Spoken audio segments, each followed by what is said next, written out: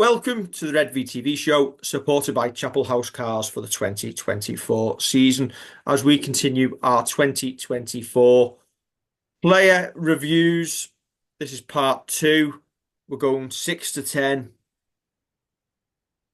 Might be a tough one, this, Kev. I think it will be. Hopefully, some honest conversations. And I think the thing to remember when we do this is it's just our opinion. Don't get mad about it. Yeah, but if you do get mad about it, go down to Kev's house instead.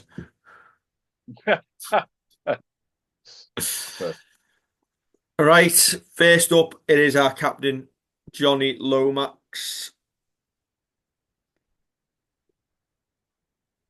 Did he struggle with the captaincy? There's your first question, Kev. Well, that's a tough one to answer. I don't know whether it affected his game because it wasn't his greatest season in a Redvee, was it? I've got a feeling it's one that he'll look back on, and if he properly analyses it, I don't think he'll be happy with it. I think far too often the ball went out to him, and you're not expecting every time he gets hold of the ball there to be a try or the chance of a try. But sometimes I feel like the ball either came back inside or didn't really give us the opportunity, especially when we were struggling and we just needed that spark. And I think it's fair to say you could say that about a lot of our spine players.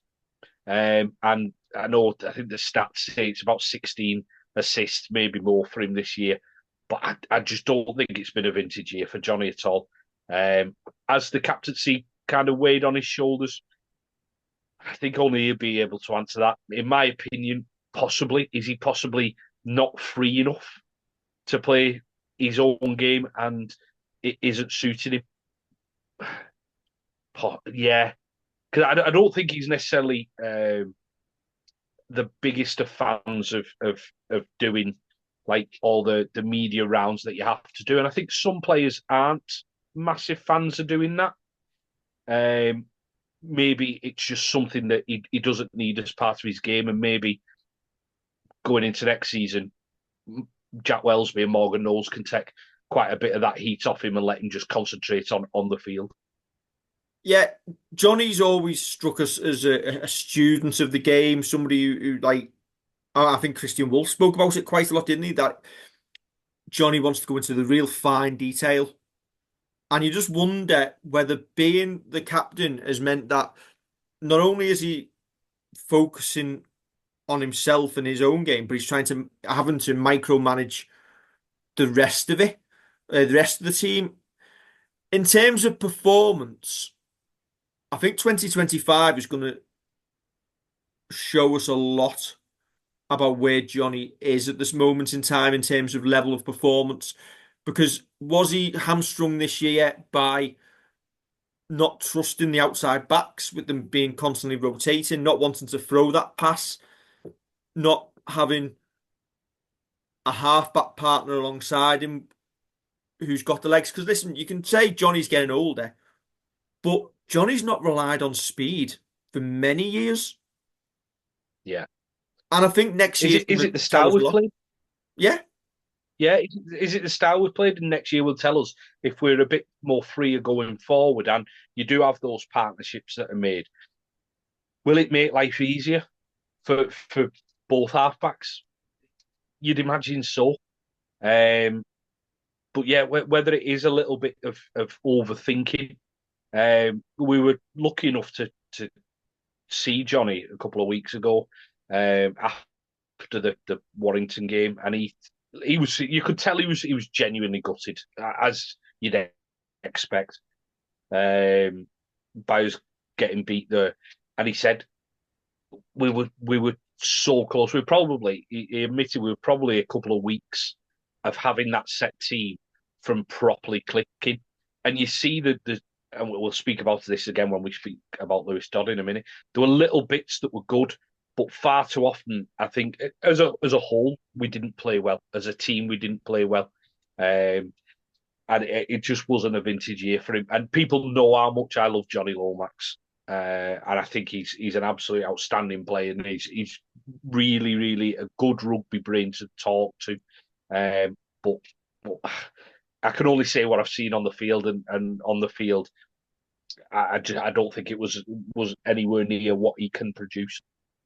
Yeah, and Johnny always strikes me as someone who is probably going to be the most critical person of his own level of performance and his own game.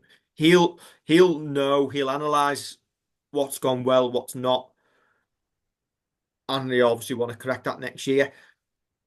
Is there potentially an element of frustration there? I don't want to make it sound like it, but after taking and waiting so long for the captaincy to come round, and when it does, it almost feels like he's took over when we're on a downward spiral, and it's just bad luck in terms of that a little bit. But could you sense, or could you see there being a little bit of a frustration there, or is Johnny too professional for that? I think that there probably is a frustration there, whether that's reflected in his play or whether it's something he feels like kind of away from match day. There probably is a frustration because you get made captain and you get into a team where you end up missing at one point 11 players who would probably be in your 17, and if not in your 17, would be your first choice to come in. And that's where you talk about like Jake Wingfield and the likes. So there probably is a proper frustration. Has that then reflected in his play? Possibly. The I just frustration, know I'd that. say, sorry, I'm just thinking about it. What I mean is, he's took over the team as captain in probably one of the hardest times to do so. Like James Yeah, Roby, Wello, they've all had teams at good times, haven't they? yeah, but as you say, And there they've will not and they probably not had to put that level of authority over as much because of the amount of possibly, but senior pros. I don't know. yeah, but there's still a load of senior pros in that Stand. lineup. They're I all sat suppose. in the stand. Yeah, that's where your issue is. But yeah, there will be a frustration from him, and he'll be looking to put it right next year. Hopefully, he can. Hopefully, it's not the unfortunate thing of age catching up. Because A lot of well, go on. I was just going to say, you see a lot on social media of people, as soon as a player hits a certain age, that's them done. It was never something that was levelled at James Roby. Um, whether Johnny's just in that more of a focal position because you're meant to be making something happen, I'm not sure. Hopefully, it's not that case. Hopefully, he's still there's still life in him yet. well, we certainly hope so, given that he's got another 2 year deal still to go. Yeah, yeah. And there's quite a few people, quite rightly so, questioning giving long deals to players who are that little bit older, and whether they're captain or not. It's right to kind of question deals like that before they're made, as they're made, and then using hindsight to then say whether they should have been handed out. Sorry. If you want to play And devil's advocate, Kev, when we yeah, give Johnny a 3 year deal, did we need to do so? Given that he's 34 now, so 33 when he gets given the deal. If you'd said to Johnny at that time, you're getting a 12-month rolling contract and you're going to be captain, or a 2 year deal and going to be captain, would he have turned that down? Would he have gone somewhere else? Who I knows? don't think so. But I don't I think don't he think would. so. So in Yeah, that case, why did we need to hand out a 3 year contract? Because 3 years, yeah, no matter what age you are, is a long-term commitment. yeah. It'd be interesting to see kind of how the last year of that is, whether it involves a little bit of coaching staff or the kind of and how the wages are. Not something that we necessarily talk about or know anything about the actual recompense the players get. But you'd think that your younger players and your players who are hitting the peak would be the ones earning the big money, and you're not tying up salary cap in in your seasoned pros and your ones who are coming towards the end. I think that's fair to say. You're not going to be, or you shouldn't be putting, whether it's marquee money at the likes of Jonny, at the likes of Alex, people who are coming towards like mid 30s. You shouldn't be doing that. But it'd be interesting to see kind of how that last year goes, whether there is any coaching, whether there's or the physio stuff that he's been doing, whether there's any of that kind of tied into it to kind of almost bring the next generation through, because we're going to be looking in a couple of years' time, we'll be talking about George Whitby and how he's pushed, whether it be Jonny Lomax out the team or whoever is playing 6, 7 in 2 years' time, how he's pushed someone out the team and he's now a starter. So I think the future, obviously, Jonny needs to put his stamp down and try and find that form that he's had over the past couple of years. Because otherwise, as he knows and as everybody knows, the noise on social media will just get louder and louder. Yeah, I think what you're going to find throughout this is we're asking a lot of questions and not providing a lot of answers. Correct, yeah. Unfortunately, because we don't know the answers to them, we're going to be guessing, we're going to be surmising, we're probably going to get on the nerves of if players watching this or hearing about it or whatever. They're going to be probably thinking, well, what's it got to do with them? But we're here just to give our opinion on something and try and have a little guess. And you know what? Some of the questions Personal. I'm asking are generic questions that will go out to people to consider and form their own opinion. I can ask questions both ways. Doesn't necessarily mean I'm forming that opinion. But we'll move on. Lewis Dodd, a man off to pastures new at the end of the year. I'm going to start off by saying, just for the circumstances of it all, I think it's probably the right thing to happen now. Best for all concerned. Lewis to go and try and prove himself down under and Saints to move on, because it got pretty toxic at times, didn't it? Yeah.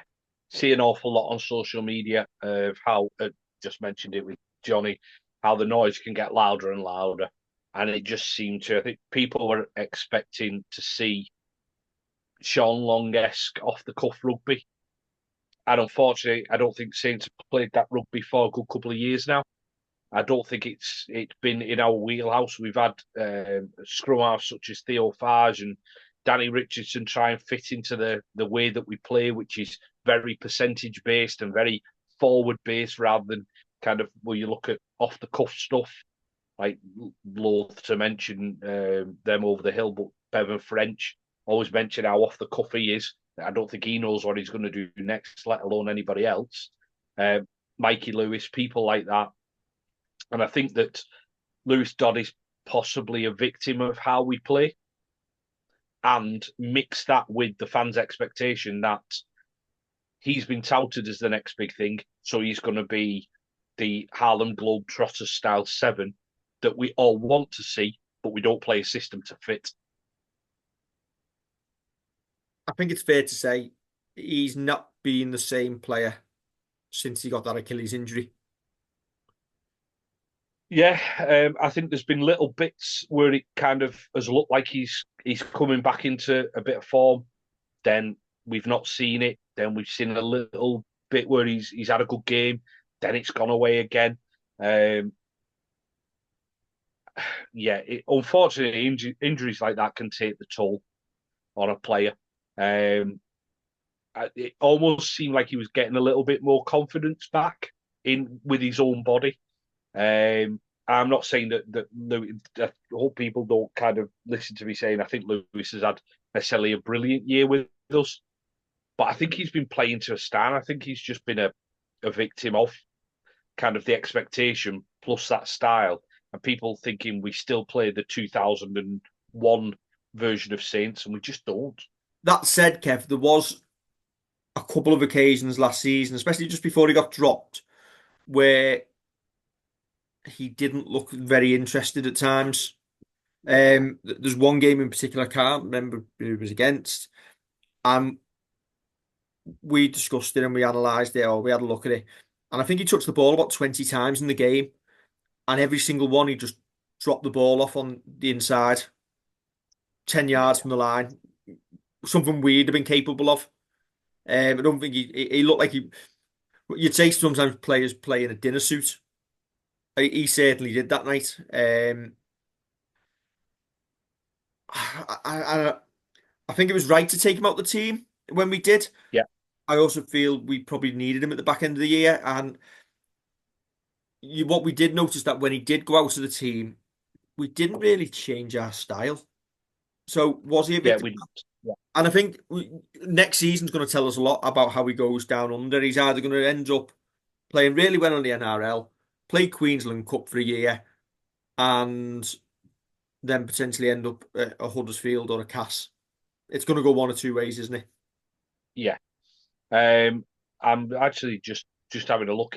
I think it was Cass that it was again. It was Cass that it was against that the performance um, that really was one of those massive dips in.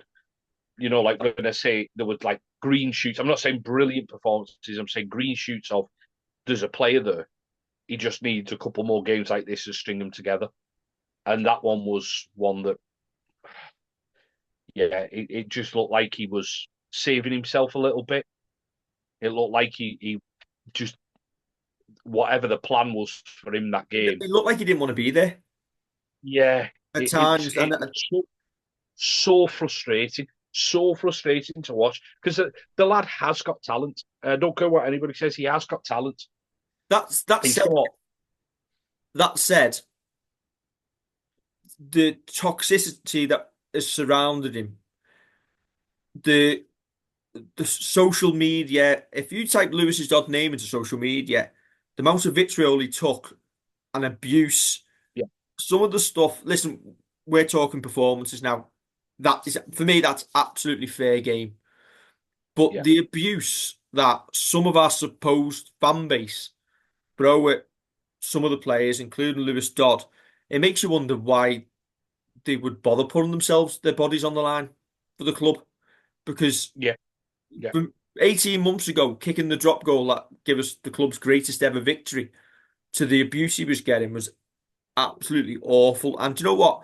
I think if fans don't think players read it or their families don't read it and make them aware and it doesn't have an effect, you are so, so wrong. yeah. As you say, why would you bother putting your back into it? Why would you do it? If you sat there abusing a player, if someone came into your work and did exactly the same to you, would you not have one kind of eye on that and one your mind on it, just thinking, hang on a minute, if he's thinking it, then how many thinking it? There's no need for it, and I get this. I get the whole thing of you're allowed to give an opinion, but I'll always stand by the fact that if you're abusing a player, you're an absolute idiot. But it was on anything. It was like tickets are on sale for Huddersfield away, and the first comment to be somebody abusing Lewis Dodd, completely out of Yeah, context. It was just yeah, listen. yeah, Did he become a whipping boy at the end? yeah. I think he did. I think he's an easy target because he's leaving. And that was down to the deal that we obviously gave him was the 2 years plus 2 years, which he went and got himself a deal over in Australia. It's always been a plan of his to go over there and try and make it over in Australia. And he's gone and done that, and he's gone and found himself a good deal. Well, we can't begin to get near the salary cap in Australia. Nowhere near it. So if he goes over there and he probably gives himself a couple of years, if he doesn't make it in a couple of years, he ends up coming back. And fair enough, at least he's gone over and give it a crack.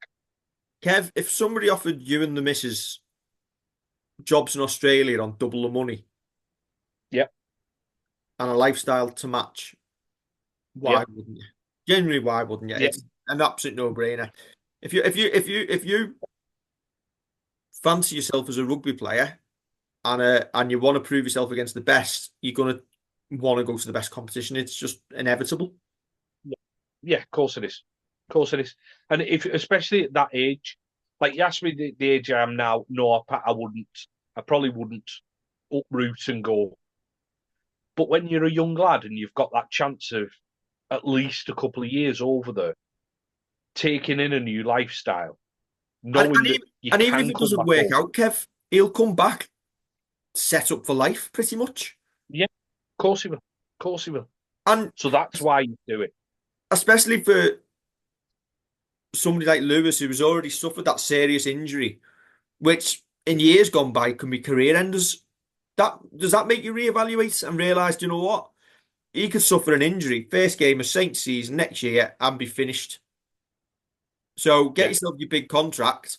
If anything was to happen to you, you've set yourself up. It's of course you have. common No sense. brainer. But if anybody else like Jack Wellsby or anybody's listening, just get rid of the last 2 minutes.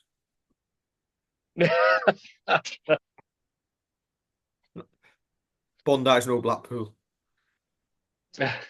Right then, Big Al, a year to forget. Yeah, Injury plagued, never really got going. And Al's beginning to look like a player now who needs 2 or 3, maybe 4 games to find his fitness to get him back into the swing of things. yeah, because I think opinion will be very, very clouded by the end of the season because that's what you remember. You remember the most recent thing. And while he still had some go forward, it unfortunately made far too many errors ball in hand. And once you make them errors and you give up ball when you are already trying to snatch tries here, there, and everywhere, and you're trying to kind of get some kind of momentum going, it can be a proper coach killer. Um, before he got injured, he was probably the not the same old Al, but does what you need him to. Big unit, difficult to put down, making meters after contact. Exactly what we need him to do.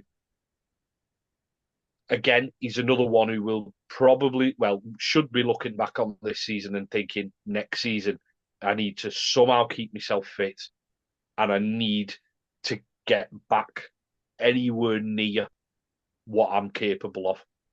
Because again, listen, he is a tough opponent, and I know like one of our mates isn't necessarily the biggest Alex Walmsley fan, but I just kind of see what he brings to the team. As in, he's a massive unit.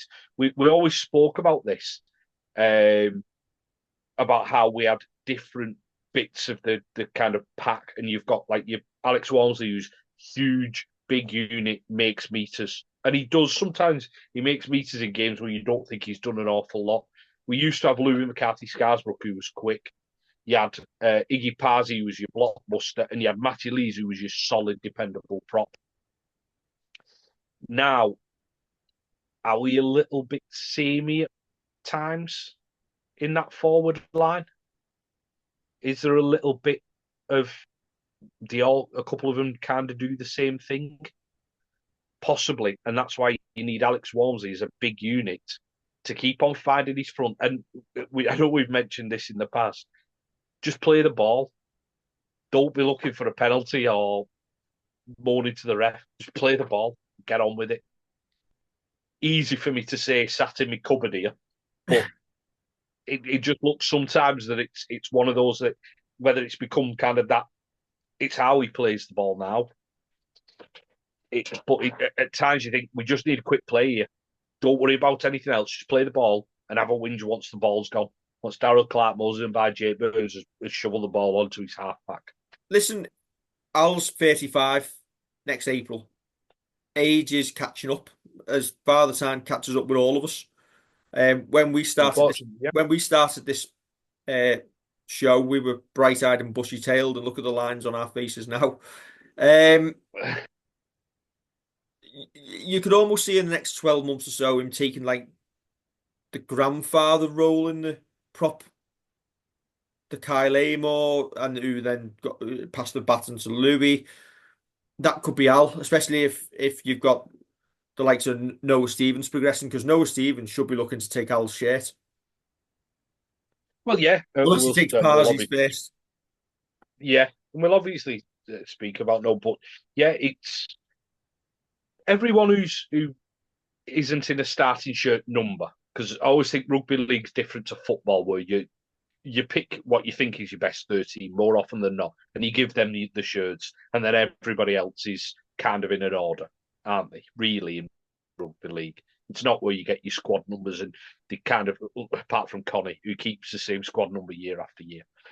So players will be looking to get in ahead of Alex, and it might be that in a year or two or some point next season that he's more impactful off the bench because there's tiring forwards. We're rolling our props a lot more, and instead of waiting till 35 minutes to make a change, we want the upper hand. So you're making the change 10 minutes earlier, and you're pushing your props to go, well, you've got 15 minutes now, then you're going to play a bit after, then we're going to bring our starting props back on, and they've had a nice big rest, a big chunk of rest, or half a half each. So Matty Lees starts, Walmsley comes on. Matty Lees starts the second half, Walmsley comes on. However they do it, you're going to be looking at kind of the rotation and the revolution of your pack. You've got to have that. As you say, when players get older, they are obviously. Alex, unfortunately for him, he's coming towards the end of his playing days. Again, with him getting a contract, he's got to perform, or else the noise amplifies, Did and the, people did will the say, noise did the noise amplify Kev because he signed the contract and then got injured 20 minutes into the next game? "Yeah, probably so." An unfortunate circumstance, but to what was it, 15 appearances this year? You need your number 8 to be playing more than 15 times in a year. And I know that injuries aren't his fault, but it is in a salary cap sport. You need your players. You need most of your salary cap on the pitch. We found ourselves with most of our salary cap sat in the stands at times. Doesn't mean that we couldn't get a I tune think out there of the was a lads on the stat. pitch. But There was a stat. I think at one point in the season we had 57% of the salary cap in the stand. yeah, It's, but doesn't mean you can't get a tune out of the lads who are on the field. but yeah, we But just I would, you need your big name players playing. You need people like Alex Walmsley playing because otherwise you're not sniffing about the top of the league. I'll need a You're good scraping into preseason the and stay playoffs. fit. He needs what? Sorry. Good preseason and stay fit. Yeah, he does. Nice big rest. Get yourself sorted. Stay fit. Hit the season running. And he needs to. Sorry, I know we're moving on to Daryl Clark. And he needs also to be managed well. So you don't need him if you're playing, and we'll look at the likes of Hull and Cass of last season who were down towards the bottom of the league. Hopefully you don't need him in them games. That's when you can blood Noah Stevens a lot more. Yeah. Number 9, Daryl Clark. Keeping you awake here, Dave. Daryl Clark. Yeah, he was Yeah. decent enough. He was all right. Did what we needed him to do. I'll go with at the start of the season, you could see the difference between James Roby at the end of his career and Daryl Clark not at the end of his career. You could see the speed that was there. You could see like kind of what he was going to bring to the team. I think that Daryl was possibly a victim, and I may be misremembering here, but possibly a victim of another one who had to get flogged too much and play instead of being rotated, had to play too many minutes in games. Which I know he got injured towards the end of the season, which obviously gave him an enforced break. But during the season, could have done with that little bit more management, I but we almost couldn't think do it. if we'd have discovered Jake Burns earlier and trusted him earlier, that may have occurred. Because Yeah, there was quite a lot of games early in the year where Daryl was playing nigh on 70 plus minutes in every game, if not more. yeah. And you don't. Again, he's in his 30s. You don't want to be doing that to players. You can't keep doing it. Again, I know we've got this caveat of we had injuries, But this is where you need to be cleverer and give Jake Burns more time. There was times when Jake Burns didn't look like he was going to get on the pitch towards the end of the year. And you think, hang on, he know that he's probably not up to the match sharpness of playing an 80-minute game himself, but he can come on and give Daryl Clark a bit longer rest.